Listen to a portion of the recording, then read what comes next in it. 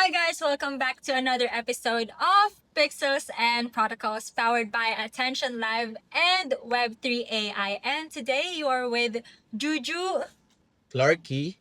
and Prof. Toff. So another day na naman and another podcast guys here at Q Studio. So thank you again sa pagpahiram ng studio sa amin. And meron tayong magandang topic for today again. Gano'ng maganda? Sing ganda nung nandun sa Song! sulok. Singganda na yung Juju. Yeah! So ano nga ba yung topic natin, Prof? Topic natin, mga Gen Z traditions and ano bang ginagawa na ng mga Gen Zs. Maybe naman na from 2000, mga earlier generations or sila na nagsimula. So pag-usapan natin yan and syempre, relate din natin to how tech has shaped Gen Z's culture and habits along the way. So Julia, ano bang unang tanong natin na pag-uusapan on this one? Siyempre, pag ganito mga Gen Z pag-uusapan, ikaw correlate natin siya sa generation nyo. So kayo ba, ano ba yung sa tingin nyo, yung hindi na ginagawa ngayon ng Gen Z na ginagawa nyo noon? Like for example, until now, syempre meron pa rin naman kami mga sleepover. I think hindi naman yan mawawala. Siguro kung paano na lang gawin yung sleepovers and get together with friends ng Gen Zs. Kasi ngayon, even online, meron na kaming community like Discord. Pwede kayong parang pwede kayong pumunta lang sa isang Discord, tapos kahit tulog kayo lahat doon, sama-sama kayo sa Discord. Yun na yung medyo, kumbaga, in na ngayon. And normal na siya. I'm learning. So, kayo ba, for sure hindi yun normal back then. Mhm.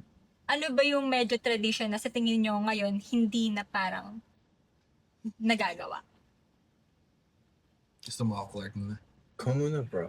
Yung normal sa amin nun, is kayo Discord. Kami, para-parehas nasa landline. Party call, parang conference call, parang gano'n. Anong taon yan?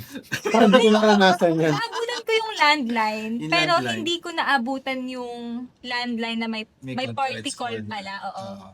Siguro hindi siya available for all. Pero the general context is, syempre, kung ano ginagawa nyo sa Discord, sa Viber, or whatnot. Pero voice lang. And siguro the good thing about this is, iba yung level of connection. Pag yung alam mo yung tao nandun sa kabila, hindi siya naka-speakerphone, nakaganon siya. Hindi siya basta pwede mong iwan lang na nakalagay dyan. Talagang kailangan mo i-ganon. Kasi talagang alam mong nakikinig kayo sa usapan. Iba yung level of attention.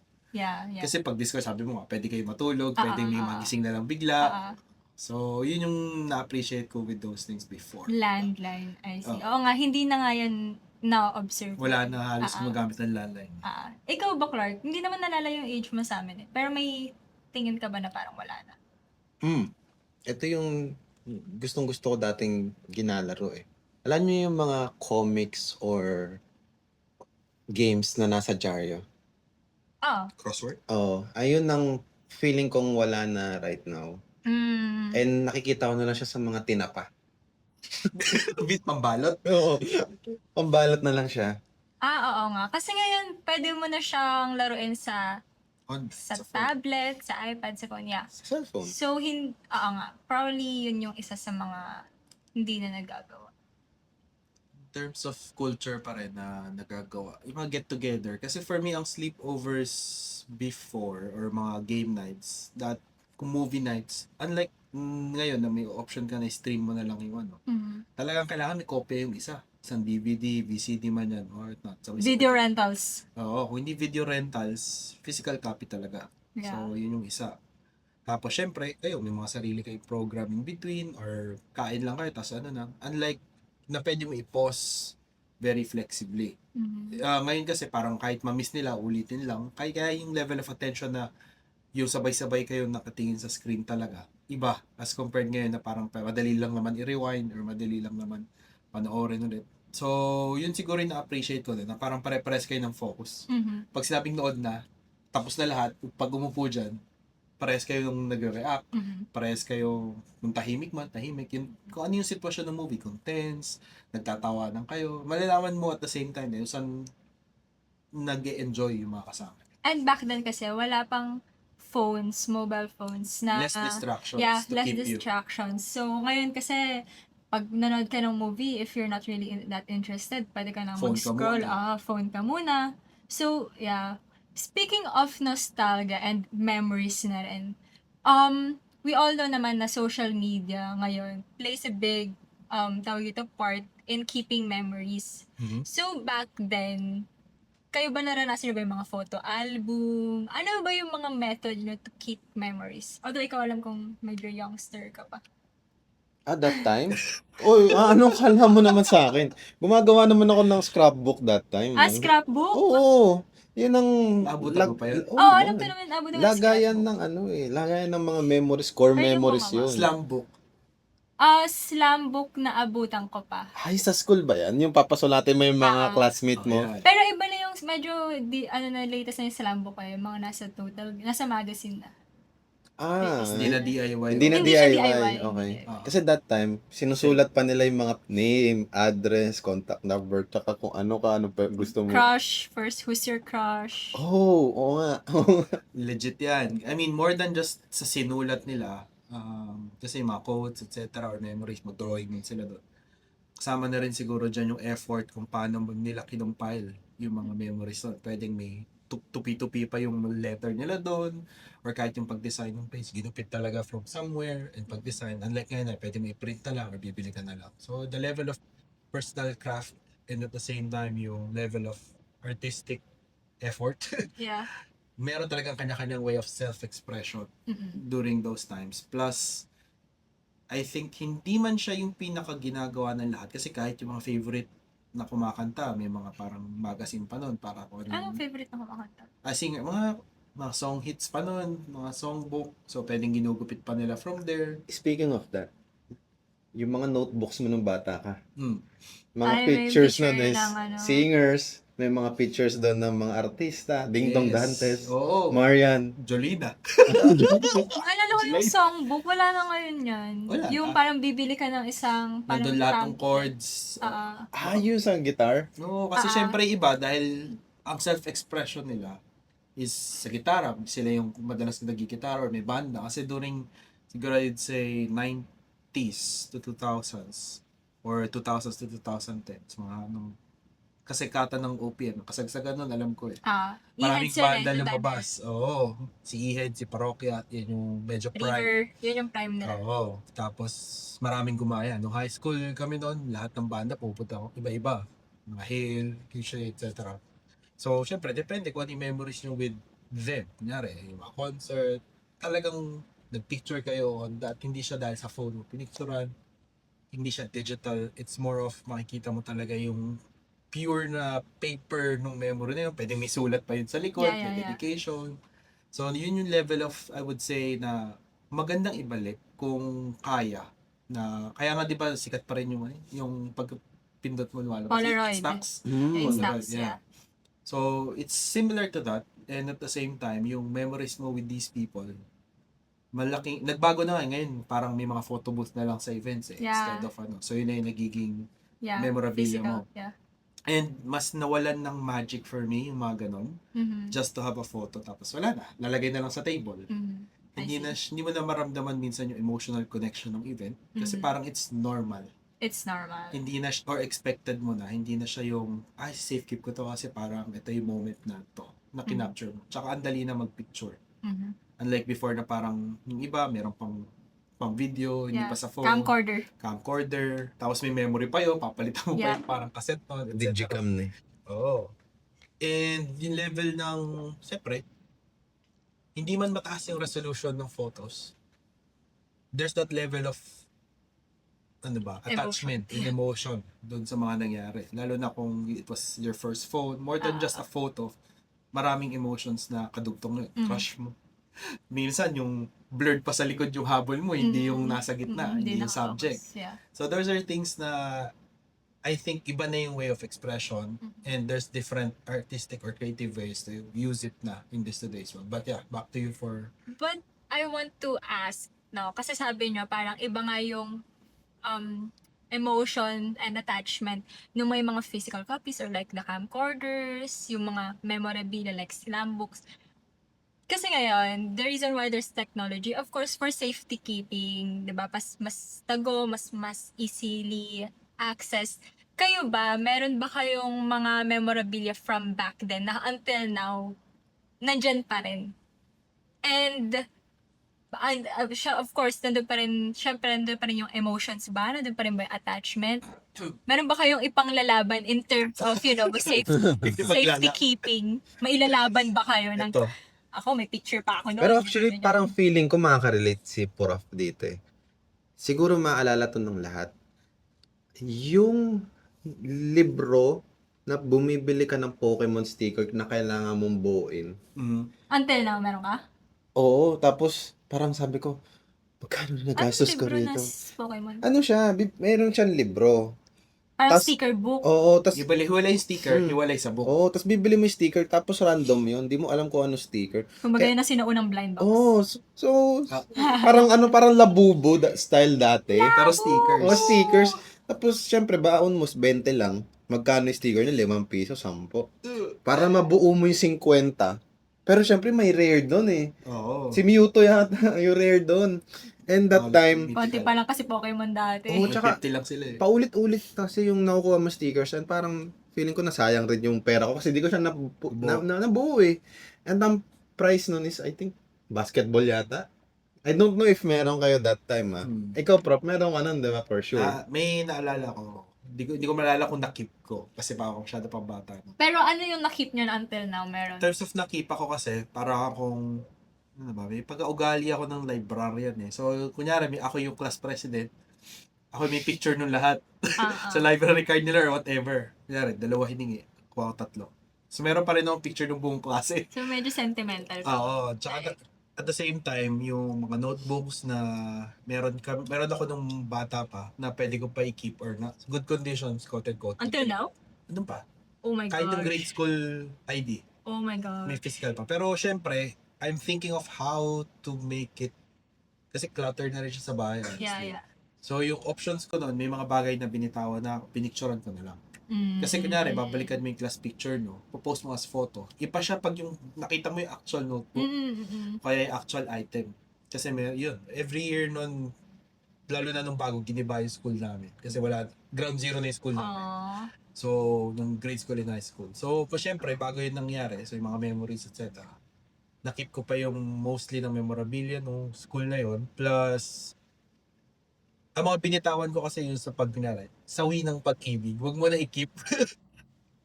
Pag wala na, Wala na, oo. Kasi pag Sinunog kinikip na mo yun. yun, Sinunog kahit just na. sinunog mo na or Tinapon naisama mo. na somewhere for donation or not. Kahit stuff toy pa yan. So parang for me, it's a letting go talaga. Sa tingin mo ba, Prof, since sabi mo, may iba ka na tinago, meron iba ka din na pinicture na lang and you let it Oh. go. Yung, ano ba, sense of attachment ba, same dun sa tinago mo, tsaka dun sa meron ka, pero picture na lang. Iba yung nandun pa rin siya. Kumbaga parang Yung sabi nga physical ni Marie Kondo na if it sparks joy. Joy, keep it. Oo. For me, over the course of the years, kung may kinikip ka ng mga memories from your childhood, kahit sabihing simpleng laruan lang siya na alam mong, katulad nun, may Gundam na parang 100 pesos lang. Dahil di ko afford yung mga model kits nun. Kahit nagkulang na siya ng pyesa, kahit isang maliit lang siya na ganun. Sa akin pa rin siya. Para it gives me dito ako nanggaling. Ito yung ganito. Ngayon, mas may, purchasing power, but more, I could choose more. So it gives me a memory na, nung bata ako, ito yung kaya. And I keep these things because it's a reminder of where I came from and to be grateful Yeah. na ito na yung narating. Maybe pwedeng kwento for the future. Pero syempre, in terms of space, yan yung iniisip ko rin along the way. So kung paano ba sila yan. But I see. these are things na syempre, you have to learn to declutter talaga. Yeah, I see. Ako kasi, parang now, medyo more on digital copies na talaga yung mga pictures, syempre. Unlike before na, meron din naman ako mga tinatago na mga abubot-abubot. Pero sobrang konti na lang siya. I think isang box na lang siya. Pero ang mga tinago ko talaga mostly is mga magazines ko. Ay, meron pa rin. Total Girl, K-Zone. K-Zone. Yes, Questor. K-Zone! Yeah, I love K-Zone. So, yun na lang yung mga meron ako ngayon na tinago. Kasi yun na yung walang digital copy. Hindi ko na talaga Hindi na rin makukuha. na-reprint. Yeah, hindi na rin reprint. And sobrang hirap May na. posters pa nun. Nandun Yes, sa akin yun. posters, comics, tapos meron pa Old school. sila yung kina-create na box na toy Mm. sa K-Zone. So, yun yung mga ano.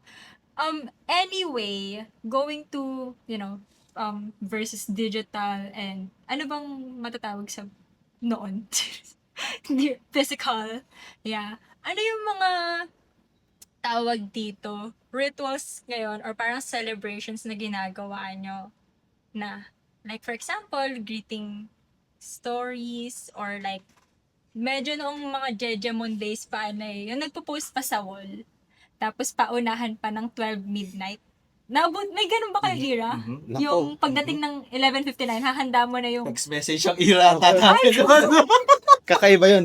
GM, good morning, I'm awake na. Ganon. Tapos, JJ mo yun, syempre, yung GM mo. Nasugatan lang ako. Ha. Pero okay lang ako. Okay lang me. Lahat ng emo. Oo. XD. Naranasan ko rin naman yung ganun, GM.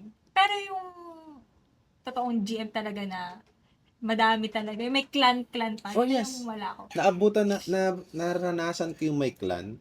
Tapos umaabot Ikaw yung yung... clan leader. Hindi naman, grabe na yun. Tapos may eyeball kayo. Eyeball! Oo, yun, eyeball. Yan yung tinatawag na mag-meet up. Pero that time, syempre, wala tayong pamporma, wala pa tayong pambili ng damit, guray-guray pa ang damit natin. So, hindi pa natin siya Pero yung time afford. na yun, syempre, Pero cool marami, ka na. oo, marami ka ng panchat. Tapos, ano ka na nun, mayaman ka na nun pag marami kang panload. Ah. Kasi, ang load nun dati, yun ang parang internet mo eh. Yun ang way mo para connect. Inaalala. Ang connect daming with people, nakakaalala eh. ni Papa.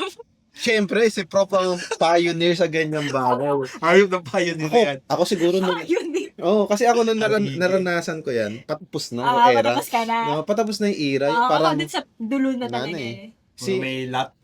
medyo latak May na ano lang. ako, Facebook na ako nung time na. May Facebook, Sige. Twitter That na time ako. din. Bigay tayo ng mga context. May Instagram na rin ako nung naabutan ko yung Gem. Hindi ko sure kasi kung pasok to doon. Kasi gaming culture naman yung sa akin. Yung panahon na to, Ragnarok Online. Yung para lang makalagin doon, magbabayad ka ng internet, syempre. Magbabayad ka rin ng load para makalagin. Anong internet? Like, sa cafe? Ang internet kasi noon, before naging DSL and Wi-Fi, was dial-up. May hours lang yun. Parang naka-rental. Pero sa bahay. Sa bahay. Baga idadial mo sa server nila para makakonect ka. Anong year? Parang napapakamot ako na ulo. Di na dial pa internet dati. Oo, ano tapos pag year? may tumawag sa landline, mapuputol. Anong year yun? 1998 to 2002. Hindi ko na naabutan. Hindi. Naabutan ko na, Prof. DSL. Yun ang first version ng internet. Kakapanganak ko pa lang nun. Hindi ko na naabutan yung Kasi Oo. pinanganak ka 2000, di ba? one. Oo. To. Yung time na yun, medyo hagip pa nun. So, for those na binubuo pa lang nung panahon yun, internet was buying a prepaid for the internet. Minsan, may freebies yan, madaling araw, walang bawas sa hours mo. Before yan, nagka-monthly plan na 1.5. Yun na yan. Yun na yung medyo Yun pa-evolve na na yung sila sa after DSL. 2002, naging DSL na Ah. ito. So, naging wifi ka na lahat all the way. Tapos hindi na napuputol pag may tumatawag sa landline. So, during that time, kunyari, Ragnarok Online, yun yung time na pwedeng doon nagde-date yung mga tao. Kasi syempre, you're in a fantasy world. Minsan, di mo na kung lalaki o babae talaga. So, back then, medyo uso na pala talaga yung meeting your someone through online. Meron nga, chat eh. Yung mga wayak messenger pa nun. Wala kang messenger ng FB. So, depende kung paano mo in-approach yun before. So, on the gaming side, yan yung mga adventures na kayo together sa game. May mga date Mga area. RP. Kasi may mga emojis na rin dun eh. Ah. So, yun yung mga ganun. Mga pag-GM. Naranasan mo ba yun, bro? Oo. Eh, tsaka yun yung kinalakihan namin. Yun yung time na grade school to high school kami. Na yan yung pinagkakaabalahan nyo. Doon kayo yun yung after entertainment nyo talaga. hindi kami wala kami sa mga drama o anime sa hapon or sa gabi. Wala pang K-drama nun eh. Wala pa. Japanese yun eh. Dahil... Panahon pa noon, Spanish telenovela pa. Spanish. Sila Marimar. Argentinian. Oo. di ba kasama na rin sila, no? Voice over Flower. A little bit after. Parang 2005 na ata yun. Oo. Early 2000 na yung Meteor Garden. Gitna na. Taiwan pa lang natin, F4. Taiwan. Yun. Nung high school yun, sila F4. So, bandang 2002 to 2006.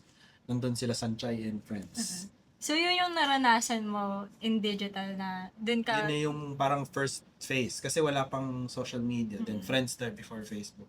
Ikaw ba, paano ka bumabati back then sa mga friends mo? Like, for example, birthday. Ano yung naabutan mo na? Ang pinaka naabutan ko, ito memorable to kasi binali ng nanay ko yung SIM card ko dahil sabi niya, text ka na lang ng text o di ka na tumutulong, di ka na nagugas ng plato. Ano? Ilang taon ka yun? I think 16? 16, teenager. 15? Oo. That time, nagkaroon ng phone. Siyempre, di keypad. Bilis mo mag-type, di ba? Memorize mo yun. Oo. Memorize mo kahit ganyan ganito. ka, ano? Diba? Ngayon, 1, 2, 3. paano ko nagme-message sa kanila? Nag-GM ako. For example, GM, happy birthday to this today. Tapos lahat yun i-GM mo sa ibang tao kahit di naman nila birthday. Ay. Yung tipong phone book mo, nakaabang na yan. Pag Pasko tsaka New Year, before mag-congest ang network. Ganon. Just Nagko-congest kasi malilit yung pasok ng text. Minsan marireceive mo siya, kinabukasan na. so bago pa magkaroon ng parang jam. Oo, hindi na dumadating yung text. Babati text mo na. lang. Yung unang taon yan, nung kasagsagan siguro na text capital of the world, lahat babati, Happy New Year, di ba? Merry Christmas. Siyempre papansin nyo, ay, hindi pumapasok agad para mag-error. Message failed, di ba? So, kaya nagkaroon ng umuso yung before mag-network congestion. Magsasend Text na yung mo mga na. tao. 11 o'clock, 10 o'clock, yan. Hindi yung sabay-sabay kayo. Kasi pag nagsabay-sabay yan, wala. Hindi yung pasok mo. Ako kasi ang naranasan ko naman is yung nagpo-post sa Facebook.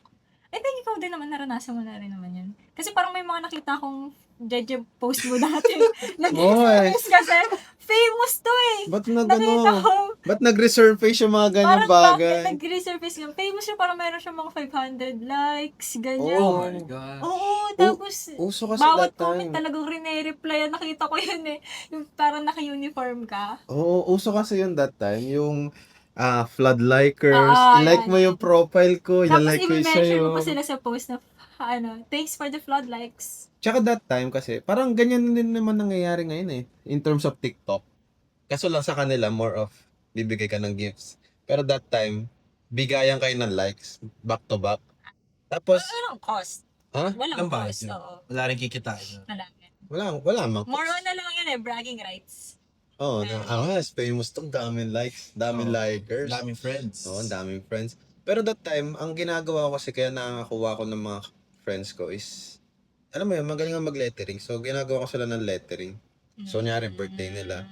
So, isa yun sa pinipicturean ko, tapos ginagawa nilang digital. So, yun yung ginagawa nilang cover photo. I see. Yung etong medyo umuso-uso na yung mga memes. GIF na. Ako kasi ngayon kapag nagka-text ako, minsan may kasamang memes eh. Naranasan nyo na ba yun? Or ngayon yung medyo latest, stickers. Kasi sa iMessage, pwede kang Pwede mong stickers stickers. eh. Naranasan nyo na bang?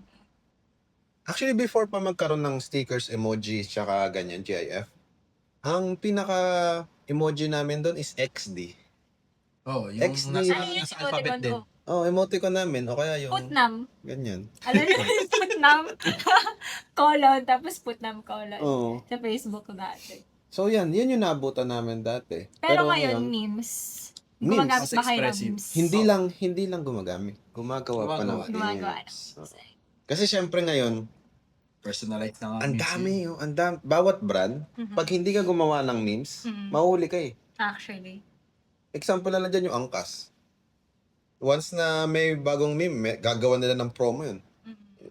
Ginagawa marketing materials din kasi. I see. So, very, talaga eh, no? Tawag ko, malaki talaga yung part ng technology when it comes to, culture, traditions. Talagang nag-shift na kita naman natin from walang Imagine mo sa emojis. generation na to, yung mas nauna pa sa akin, iba yung expression Oo, nila. iba yung way of Mas expression. lalo, walang kahit anong emoji yan. Walang technology na high-tech, di Iba. ba? Walang high-tech. Yeah, in a way. Oh. So, iba talaga yung way of expressing ng, entertainment, ganun. Pero also, since nag-evolve na rin yung technology, may way na rin ng expressing ng galit, 'di ba? Nag-evolve na. So, ngayon medyo rampant, or hindi naman rampant, pero medyo nauso, especially ng pandemic, yung call out. Mhm. Nagko-call out tayo ng mga bagay na, or people na feeling natin, if they did Tama something yan. wrong, if they did something na immoral, medyo mas mabilis ngayon yung call out at nakaka-cancel agad-agad yung mga Dati, tao. manonood ka balita. The next day mo pa pag-uusapan yan. At hindi siya masyadong maingay. Or like, Locally lang. Oo. Or sa community nyo. Kung sino-sino kayo. School, office. ngayon kasi pag may kinall out ka ngayon, pwedeng dumating siya internationally. At Oo. ang balik nun, mas malaki sa tao. Kumbaga Oo. yung, paano ba, yung emotions, no? Mas malaki yung dagok sa peace of mind. Oo. Tsaka siguro sa self-esteem na rin. Kasi kung alam mong umabot yan sa Sa more than just your, dun pa nga lang sa kamag-anak mo umabot, iba yung Yeah. level. How much more kung umabot sa opisina, sa school pa nga lang di ba? Palaki ng palaki yung Tsaka feeling ko rin dati, nung mga panahon ng mga early 2000s, takot yung tao mag-call out. Ayaw nila nagko-call out talaga. Kasi siguro, feeling nila wala kasi silang kasama.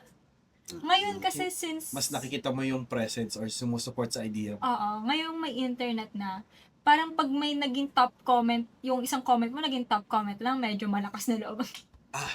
I did Sure that. na. Madami akong kasama dyan. Most like comment ako. Mga Oo. ganyan. So, sa tingin nyo ba, ito yung downside ng technology?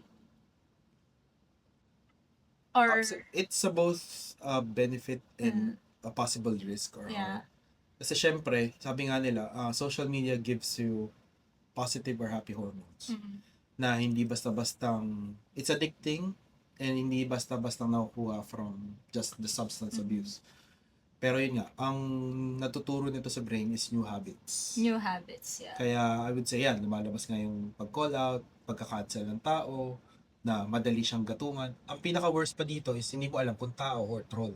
Or yung I would say yung manufactured Yeah. Or bots. or bots. Or bots. Kaya right now, it's a new form of expression, but it cannot be validated basta-basta. Lalo na kung normal person ka sa internet. You wouldn't know. Malalaman mo lang na it blown up by proportions.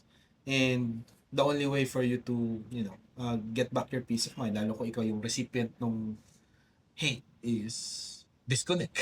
Yeah. Talagang either you suspend your account or close it, etc. Or hindi ka na bumalik talaga. And then live a new life. Kasi even in online gaming, ganun siya, na parang na-feel nyo na bang kayo yung object of shame or object of criticism. Oh, pag tinawag kang bobo sa ML. Yun. Ganun yung level Di ba nun. magkikita Pero at least yung ML, 10 lang kayo. Imagine nyo sa MMORPG, may server chat. May Doon ka grupo na- ng, doon ka tinitira. Iba yung level. Hindi doon ka tinatrash talk. Kung hindi, buti nga kung trash talk lang eh. Kung, Ang malupit nun, tinatrash talk ka na doon. Tapos i-screenshot pa, ipopost pa sa online. marami pang ganun. May mga, lumalabas na nga yung parang MMK sa mga ganyan eh. Kasi nga, yung sobra sa Discord sila lalabas na nag-aaway. ang sama ng loob or parang ganyan. Reddit. Or Reddit. Depende ko saan nila kaya. Sa Twitter dati. So, ewan ko kung ganun pa rin yan. So, there are things na talaga nag-evolve through time na the gaming aspect and the social aspect combined. Diyan lumalabas yung pagiging toxic. Kasi parang wala kayong pakialam sa mental health mo. Wala kayong pakialam tao ka ba o ano. Basta makabira ako. Basta feeling Trash ko, talking talaga kita. Para mga keyboard warriors lang. Basta may masabi lang, mema lang. So definitely, values shifted, Anas. oo, nawala na yung parang humanization nung digital counterpart mo. Parang they don't think it's a human in front of that, behind that keyboard. Na parang kahit nagsasalita, pakailan mo. Kahit magsabi ka na hindi maganda siya. So fairly recent, may mga ganyan. Makikita mo yung changes. Mayroon, if you check forums or mga Reddit, yung parang instead of, ang unang reaction ng tao sa may difficulties adjusting to online communities, for example, grow up. Parang, ba't ka affected? Game lang yan. Mga ganun. Instead of parang asking, what caused that? O parang yung iba, sige, being nice, sabihin, don't play if you have this. Magpa-check up ka na lang. I mean, is that the proper way of actually, approaching these things? Kasi lahat ng tao, hindi ganun ka-aware. Parang, okay, what if may other reason bakit ganun? bullying in the form of social, Yeah. pwede siyang cancel culture. Medyo meron ng thin line between bullying and criticism. Oo. And Yung akala so lang ng iba, joke-joke lang kasi sa bahay. Or it's a form of, ano ba yun? Binabawi nila yung hindi nila magawa in real life, online. Yung aggression nila, binabato nila doon. Kasi they're recipients of it wherever they are. Mm. So, doon papasok in understanding and compassion towards this. So, I see. ang laki ng shift. Kaya, it's good that you brought it up na there's difference. Dati, kaya takot sila kasi syempre, mapagsasabihan. Ito, paano ka Doxed pagsasabihan? eh, No. Ngayon, puros yung names mo, malay kung sino yung nandyan. Ano Oh, kasi pangalan sino niya? ba tong Clarky na to? Oo, di ba? So, talagang may big shift talaga. Hindi lang natin agad-agad napapansin. Kasi syempre, gradually, changing It's yung... not as talked about, pero you would say bullying has evolved over Yeah. time. And it's sometimes social bullying na. Yeah, Or cyberbullying. Cyberbullying. And at the same time, hindi mo alam kung tao ba talaga. Yeah. Or it's just manufactured. And that's diba? Parang that's the point eh. Hindi mo nga alam kung tao siya or bot. Either way, it really Talo ka. affects. Oo, talo ka.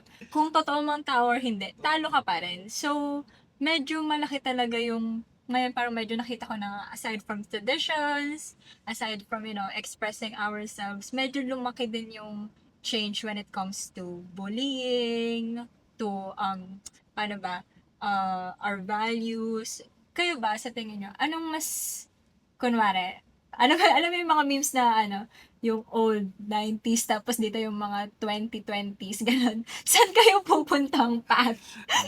Yung may meme na 200. So, saan kayo pupunta? Sa 2020s or sa, 1980s, sabi natin. Kasi 90s may internet na nga eh. Ang question ba is pag bumalik kami or papapiliin kami, anong pipiliin namin, Pat? I think napaka memorable talaga is yung mga before pa yung technology. Kasi yung that time, halos lahat ng bagay is binavalue mo. Hindi siya basta-basta nakukuha. Hindi siya basta-basta nakikita ng iba. Kasi syempre, limited lang yung pag-show off nun eh. And then, anong nangyayari kasi is naiingit tayo sa success ng iba. Hindi na natin nakikita yung success na meron tayo. Or for example, may nabili kang gadgets na ganito. Nakita mo mas maganda yung gadgets na nabili niya. Maiingit ka. Mawawala na yung happiness mo. So, for me, In mas terms of prefer tech. ka, babalik ako. 80s. Hindi naman Or 80s. 80s or 90s. Masyado na malayo 80s, Julia. Pero in 90s in lang. terms of tech, 90s ka. Oo, Ikaw, bro. 90s kasi is not just about internet. It's the pre and during this earlier times. So, mas prefer ko yun dahil there's that level of appreciation sa mga bagay na it's small sa panahon ngayon, but during its time, there is value. Mga parang yung ngayon, may gumawa ng tula para sa'yo. Paano malamang hindi yan AI? I see. Okay. If somebody expressed a song out of admiration for you, how would you know it's not AI. AI? And from From heart, the heart. talaga. Even yung kahit nga pag-chat malay mo, chatbot na rin yung kausap Oh sa'yo. my gosh! That's probably one of the major changes Hindi malabong mangyari. na hindi malabong Yeah. mangyari. At So, nangyayari and na. it's happening Yeah. already. Lalo sa mga talagang walang kausap, chatbot na Yeah, or paid. Yeah. Speaking of, for me naman, I will choose the 20s. Probably kasi ito yung mas na-experience ko. And for me, meron sense of dating ngayon sa 2020s na hindi siya nagagawa ng 90s.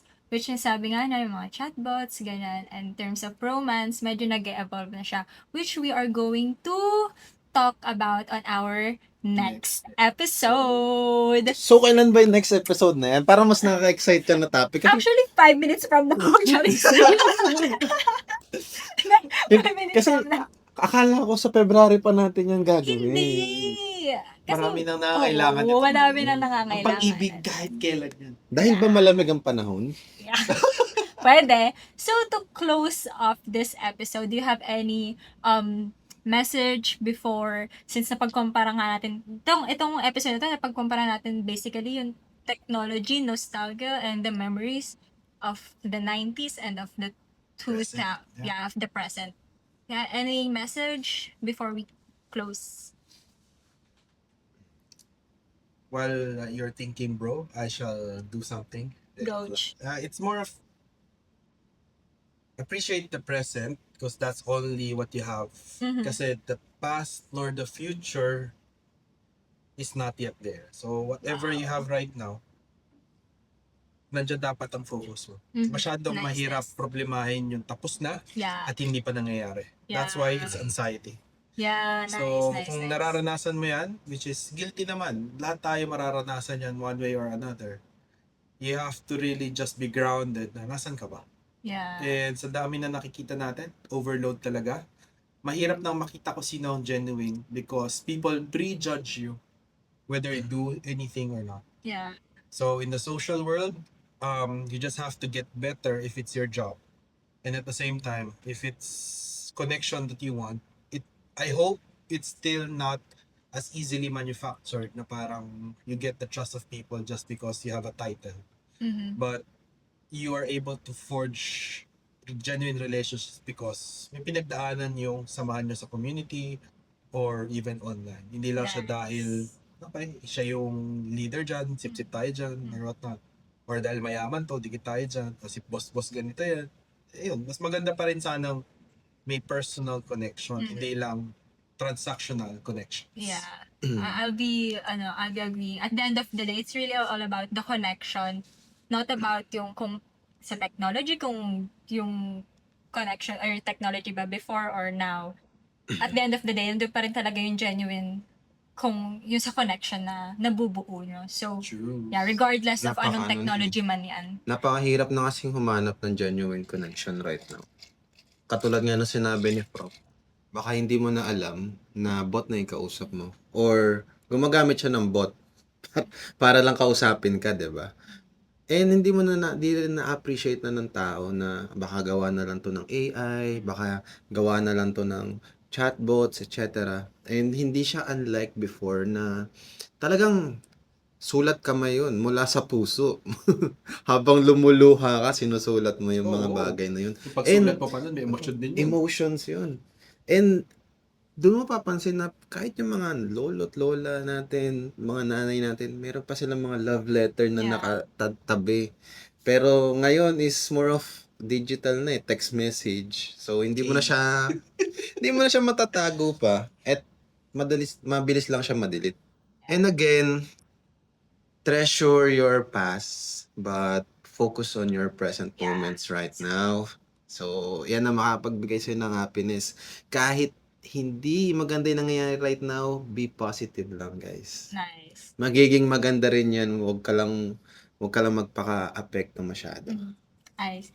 Thank you so much, Clark, and thank you so much, Prof Talk, and you guys, of course, for tuning in on this episode about, the traditions, how it shifted our values, nostalgia, and memories. And doon na matatapos ang episode na to.